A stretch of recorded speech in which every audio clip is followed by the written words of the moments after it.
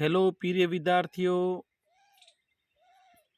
आपका Majisa education YouTube channel में स्वागत है। मैं आज लेकर आया हूँ कक्षा 8 का हिंदी विषय का पेपर, जो आपके लिए इस अर्धवार्षिक और वार्षिक के लिए बहुत महत्वपूर्ण होगा।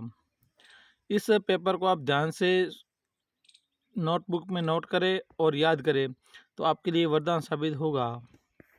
प्रिय विद्यार्थियों, मेरी आपसे एक रिक्वेस्ट है, आप इस चैनल पर नए हो तो मेरे चैनल को सब्सक्राइबर ज़रूर करें और लाइक करें और शेयर करना न भूलें। अभी आपका टाइम वेस्ट किए आगे बढ़ते हैं। तो इसमें प्रश्न उत्तर आएंगे, अवसद पहले आएंगे, उसके बाद आएगी रिक्त स्थानों की पूर्ति करें, और उसके बाद आएगा अति लघुतात्मक प्रश्न, और उसके बाद आएंगे लघुतात्मक प्रश्न, उसके बाद आएंगे व्याकरण के, और उसके बाद आएंगे निगमात्मक प्रश्न, और एक एप्लीकेशन आएगी और एक निबंध भी आएगा। तो प्रिय विद्यार्थियों, आपको उत्तर सही देना है और पूरे में से पूरे नंबर लाना है, और पूरे में से पूरे बच्चे वही नंबर लाएगा जो इस वीडियो को पूरा देखेगा और पूरे प्रश्न उत्तर को समझेगा। तो प्रिय विद्यार्थियों, अब हम चलते हैं अपने प्रश्न उत्तर की ओर। सही विकल्प का चयन करें। उसमें पहला प्रश्न में क है, प्रत्युष शब्द का अर्थ है प्रातःकाल। क्या है? प्रातःकाल। ख में दीवाने संसार में संबंध रखते हैं, आत्मीयता का, सहन का, कटुता का, समान भाव का। तो इसमें समान भाव का। भगवान के डाकिए कहा जाता है। किसे कहा जाता है? पक्षी, बादल को, नदी को, या पक्षी और बादल। सही है इसमें पक्षी और बादल। भारत की पहली बोलती फिल्म के नायक थे महबूब, विठल, याकूब और जगदीश। तो इसमें विठल। अब रिक्त स्थानों की पूर्ति कीजिए। पक्षियों की आंख पर खाली जगह है तीव्रता, यानी देखने की तीव्रता है। दुनिया का तमाम साहित्य खाली जगह पर केंद्रित है पत्रों पर। किस पर है? पत्रों पर। बस को देखा तो खाली जगह उमड़ पड़ी श्रद्धा। क्या पर उमड़ पड़ी? श्रद्धा। गांव में खाली जगह का समय अधिकतर बदलू के पास बीतता है दोपहर को। अब तीसरा सवाल है, अनंत से मिलने से क्या अभिप्राय है? अदृश्य परमात्मा से मिलन। बदलू ने अपनी गाय क्यों बेच दी थी? चौथा प्रश्न है, बदलू ने अपनी गाय क्यों बेच दी थी? धंधा ठप हो जाने से बदलू ने अपनी गाय को बेच दिया था, क्योंकि बदलू काका का धंधा ठप हो गया था, इसलिए उन्होंने अपनी गाय को बेच दिया था। पांचवा सवाल, दीवानों के जीवन का लक्ष्य क्या था? तो इसका उत्तर है, इसका लक्ष्य देश की आज़ादी के लिए अपने जीवन का समर्पण करना। दीवानों के जो होते हैं, भारत के वीर जवान होते हैं दीवाने, उनका एक ही लक्ष्य होता है, अपनी आज़ादी के लिए जीवन समर्पण करना। कवि व रविंद्रनाथ टैगोर ने भगवान से क्या प्रार्थना की थी? हे प्रभु, इसका उत्तर है, हे प्रभु मुझे ऐसी शक्ति दो कि मैं तुम्हारे ऊपर संदेह ना करूं। रविन्द्रनाथ टैगोर ने कहा था, हे प्रभु मेरे को ऐसी आप शक्ति दो कि मैं कि आपके ऊपर कोई संदेह, यानी कोई आपके ऊपर गलत विचार ना करूं, और मेरे को ये ना, मेरे दुख आया तो ये ना कहूं कि भगवान ने मेरे को दुख दिया है। सातवां सवाल है, निम्नलिखित पंक्ति का भाव स्पष्ट कीजिए। अभी भी कहता है कोई किसी को, जल्दी आ जाओ कि अब। इसका भावार्थ है, इस संसार में अभी भी किसी को सुख दुख का तथा किसी को निरंतर बढ़ते रहने की प्रेरणा देने का ध्यान रखने वाले लोग मौजूद हैं। यानी इसमें यह है कि आज भी संसार में ऐसे लोग हैं जो एक दूसरे की हेल्प करना चाहते हैं, दुख में साथ देना चाहते हैं, और जो पीछे रह गए उसको भी साथ चलने की कोशिश करना चाहते हैं।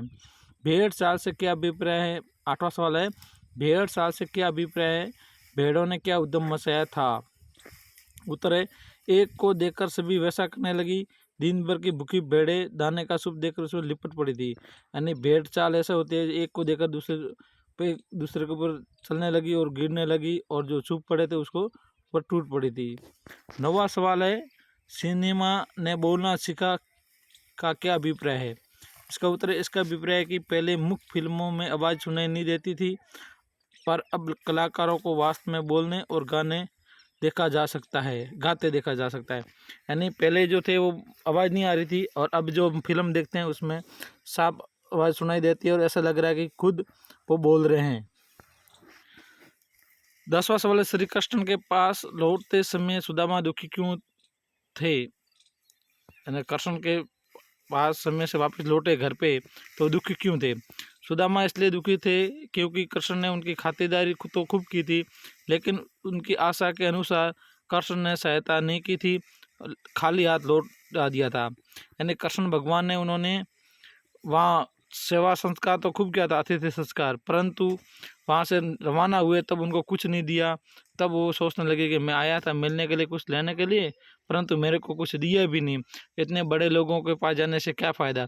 परंतु ये उनको पता नहीं था, जब भगवान ने चावल के 2 मुट्ठी ले लिए थे, उनके घर पे कच्चा झोपड़ा था, वहाँ पक्के मकान में, वो सुदामा जी को पता नहीं था।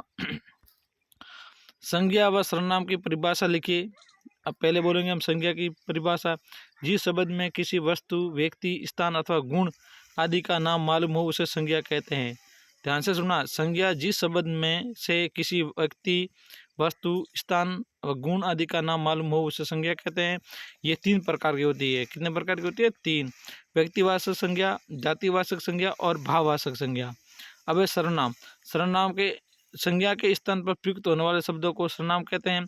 ये 6 प्रकार के होते हैं: पुरुषवाचक और निजवाचक और अनिश्चयवाचक, संबंधवाचक, प्रश्नवाचक और निजवाचक, यानी 6 प्रकार होते हैं। पहला होता है पुरुषवाचक, निजवाचक, अनिश्चयवाचक, संबंधवाचक, प्रश्नवाचक और निजवाचक। निम्न के पर्याय शब्द लिखे: अग्नि, आकाश और घर जल का। अग्नि का आग, अनल, पावक। आकाश का नभ, व्योम, अंबर, गगन। घर का निकेतक, आवास, आली और ग्रह। और जल का पानी, नीर, वारी और तोय। ये था 12वां सवाल। अब है 13वां सवाल। मुहावरे का अर्थ लिखिए। दबे पाव लौटना और हाथ काटना। तो दबे पाव का अर्थ होता है चुपचाप वापस आना, हाथ काटना यानी बेरोजगार होना। आपने कक्षा 8 उत्तीर्ण कर लिए और 9वीं कक्षा में प्रवेश लेना चाहते हैं तो अपने विद्यालय के प्रधानाध्यापक जी को स्थानांतरण प्रमाण पत्र तो प्रार्थना पत्र लिखिए। यानी आपको एप्लीकेशन लिखना है तो सबसे पहले ऊपर लिखना है सेवा में श्रीमान, बाद में लिखोगे सेवा में, उसके बाद साइड में लिखोगे श्रीमान प्रधानाध्यापक महोदय, राजकीय माध्यमिक विद्यालय गमानपुरा कोटा, जो भी आपका जिला जो उसमें दिया हो वही। और विषय बाद में लिखोगे टीसी प्राप्त करने हेतु प्रार्थना पत्र, बाद में लिखोगे साइड नीचे वापस महोदय, कॉमा लगाओगे। उसके बाद निवेदन है कि मैंने आपके विद्यालय से 8वीं कक्षा उत्तीर्ण कर ली है और अब मैं 9वीं कक्षा में अन्य विद्यालय में प्रवेश लेना चाहता हूँ। इसके लिए मुझे टीसी शाला स्थानांतरण प्रमाण पत्र देने की आवश्यकता है, यानी लेने की आवश्यकता है। अतः प्रार्थना है कि मुझे टीसी प्रदान करने की कृपया करें। उसके बाद प्रार्थी जो भी बच्चा है उसका नाम लिखना है, रोल नंबर लिखना है, पापा का नाम लिखना है और दिनांक और जो भी साल है वो लिखना है। उसके बाद 15वां सवाल है निम्न में से किसी एक पर निम्न लिखना है: वायु प्रदूषण, जल संरक्षण, होली और स्वतंत्रता दिवस। ये 4 जो आपके दिए हैं निबंध, उनमें से आपको एक लिखना है। किसी पे लिखो, चाहे वायु प्रदूषण पर लिखो, जल संरक्षण पर लिखो, चाहे होली पे लिखो या स्वतंत्रता दिवस पर लिखो। तो प्रिय विद्यार्थियों, इतना ही आपके हिंदी में 16 सवाल दिए, मैंने 15 दिए हैं। बहुत इंपॉर्टेंट है, इसको आप याद करना और अपनी नोटबुक पे लिखते रहना और पूरी तैयारी करना।